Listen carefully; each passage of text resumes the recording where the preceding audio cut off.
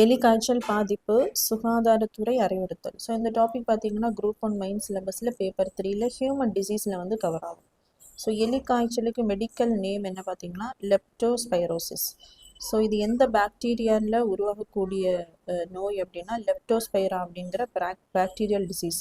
So இது எப்படி மனிதர்களுக்கு பரவும் அப்படின்னா அனிமல்ஸ்லேருந்து, அதாவது ரேட்ஸ், பிக்ஸு, டாக்ஸு, கேட்டில்ஸ். ஸோ இதனுடைய அந்த யூரின் வேஸ்டஸ், கழிவு பொருட்கள் வந்து மனித தொடர்பில் வரும்போது தான் இந்த நோய் வந்து அந்த அனிமல்ஸ்லேருந்து ஹியூமனுக்கு வந்து பரவும். குறிப்பாக பார்த்தீங்கன்னா அந்த ரேட்ஸினுடைய கழிவு பொருட்களில் இந்த பாக்டீரியா வந்து அதிக அளவில் இருக்கும். ஸோ அதனுடைய தொடர்புடைய அந்த கண்டாமினேட்டட் வாட்டர், சாயில், ஃபுட்டு இதெல்லாம் தவறுதலாக மனிதன் வந்து உட்கொள்ளும் போது இந்த நோயானது அனிமல்ஸ்லேருந்து மனிதர்களுக்கு வந்து பரவுது.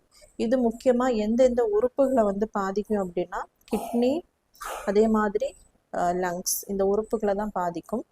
ஸோ இந்த பாக்டீரியாவில் வந்து எந்த மெத்தடில் வந்து கன்ஃபார்ம் பண்ணுவாங்க அப்படின்னா RT-PCR, அதாவது ரிவர்ஸ் டிரான்ஸ்கிரிப்டஸ் பாலிமரைஸ் செயின் ரியாக்ஷன். இந்த டயக்னோசிஸ் தான், இந்த மெத்தட் யூஸ் பண்ணி தான் அதை என்ன பண்ணுவாங்க அப்படின்னா கன்ஃபார்ம் பண்ணுவாங்க.